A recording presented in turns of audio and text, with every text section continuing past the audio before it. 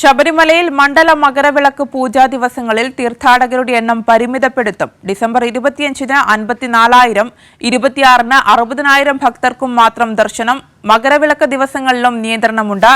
സന്തോഷുണ്ട് വിവരങ്ങളുമായി. സന്തോഷ, ഹൈക്കോടതിയുടെ കൂടെ തീരുമാനം വന്ന ശേഷമായിരിക്കും ഈ സ്പോട്ട് ബുക്കിംഗ് അടക്കം ഒഴിവാക്കുന്നതിൽ അന്തിമ തീരുമാനമുണ്ടാകുക. നിലവിൽ ഈ തീർത്ഥാടകർക്ക് ഏർപ്പെടുത്തിയിരിക്കുന്ന നിയന്ത്രണങ്ങൾ ഏത് രീതിയിലാണ്?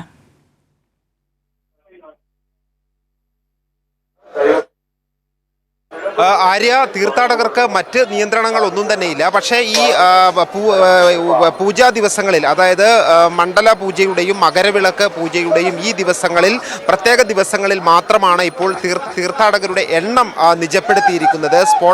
ഈ ഓൺലൈൻ ബുക്കിങ്ങിനുള്ള തീർത്ഥാടകരുടെ എണ്ണം പരിമിതപ്പെടുത്തിയിട്ടുണ്ട്. ഡിസംബർ 25-ന് 54,000 പേർക്കും 26-ന് 60,000 തീർത്ഥാടകർക്കുമായിരിക്കും അന്ന് മല കയറാനുള്ള ഈ സന്നിധാനത്തേക്ക് എത്താനുള്ള അനുമതി നൽകുന്നത്. അതോടൊപ്പം തന്നെ ജനുവരി 12-ന് 60,000, 13-ന് 50,000, 14-ന് 40,000 എന്നിങ്ങനെയാണ് തീർത്ഥാടകരുടെ എണ്ണം ഇപ്പോൾ പരിമിതപ്പെടുത്തിയിരിക്കുന്നത്.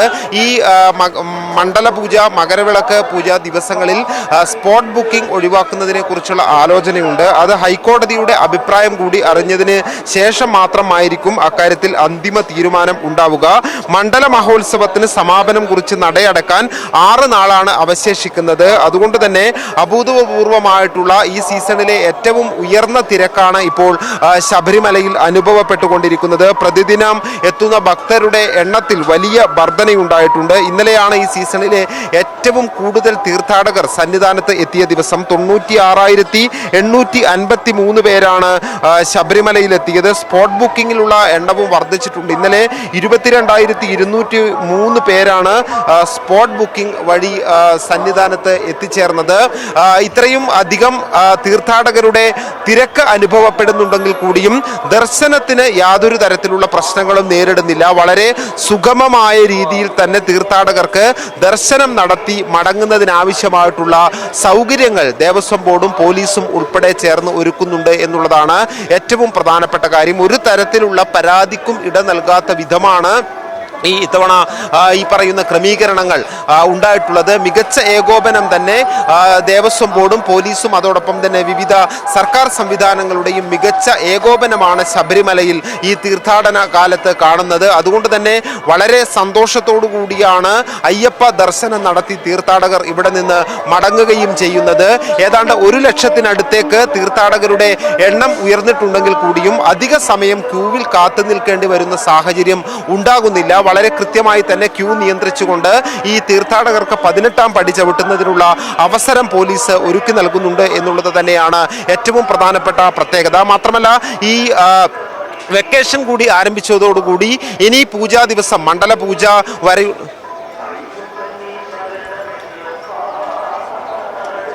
തീർച്ചയായും എന്തായാലും മണ്ഡല പൂജയ്ക്ക് ദിവസങ്ങൾ മാത്രം ശേഷിക്കുകയും ശബരിമലയിൽ തീർത്ഥാടക തിരക്ക് വർദ്ധിക്കുകയാണ്. സന്തോഷ ഒരിക്കൽ കൂടി തുടരുന്നുണ്ടെന്ന് മനസ്സിലാക്കുന്നു. സന്തോഷ സൂചിപ്പിച്ചതുപോലെ തന്നെ ഓരോ ദിവസവും തിരക്ക് വർദ്ധിച്ചുകൊണ്ടിരിക്കുകയാണ്. ഈ അവധിയായതിനാൽ മലയാളി തീർത്ഥാടകർ ഉൾപ്പെടെയുള്ളവർ സന്നിധാനത്തേക്ക് എത്തുന്നുണ്ട്. ആ ഒരു കാര്യം കൂടി കണക്കിലെടുത്തായിരിക്കണം ഇപ്പോൾ ഈ തീർത്ഥാടകർക്ക് മണ്ഡല ദിവസങ്ങളിൽ ഇപ്പോൾ നിയന്ത്രണം ഏർപ്പെടുത്താനുള്ള ഒരു തീരുമാനം കൂടി വന്നിരിക്കുന്നത്.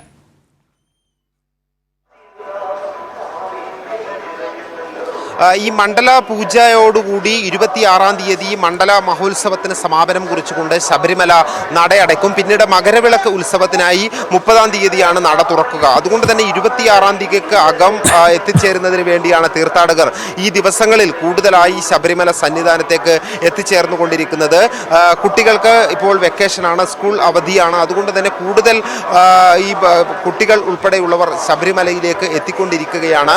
വരും ദിവസങ്ങളിലും 26-ാം തീയതി ഉൾപ്പെടെയുള്ള ദിവസങ്ങളിലേക്ക് വലിയ തിരക്ക് വർദ്ധിക്കാനുള്ള സാധ്യതയുണ്ട്. അതുകൊണ്ട് തന്നെയാണ് ആ ദിവസങ്ങളിൽ പൂജ നടക്കുന്ന ദിവസങ്ങളിൽ ഈ തീർത്ഥാടകരുടെ എണ്ണം പരിമിതപ്പെടുത്താൻ ഇപ്പോൾ തീരുമാനിച്ചിട്ടുള്ളത്. പക്ഷേ സ്പോട്ട് ബുക്കിങ്ങിന്റെ കാര്യത്തിൽ ഇപ്പോൾ അന്തിമ തീരുമാനം ഉണ്ടായിട്ടില്ല. അത് ഹൈക്കോടതിയുടെ കൂടി അഭിപ്രായം അറിഞ്ഞതിന് ശേഷം മാത്രമായിരിക്കും ആ തീരുമാനം ഉണ്ടാകുന്നത്. ഏതായാലും തിരക്ക് വലിയ രീതിയിൽ വർദ്ധിച്ചിട്ടുണ്ടെങ്കിലും അത് തീർത്ഥാടനത്തെ യാതൊരു തരത്തിലും ബാധിച്ചിട്ടില്ല. വളരെ സുഗമമായി തന്നെ അയ്യപ്പ ദർശനം നടത്തി മടങ്ങാൻ തീർത്ഥാടകർക്ക് കഴിയുന്നുണ്ട്. അതിനുള്ള സംവിധാനങ്ങൾ പോലീസും അതോടൊപ്പം തന്നെ മറ്റ് വിവിധ വകുപ്പുകളും ചേർന്നുകൊണ്ടുള്ള ഏറ്റവും മികച്ച ഏകോപനത്തിലൂടെ സാധ്യമാക്കുന്നുണ്ട്.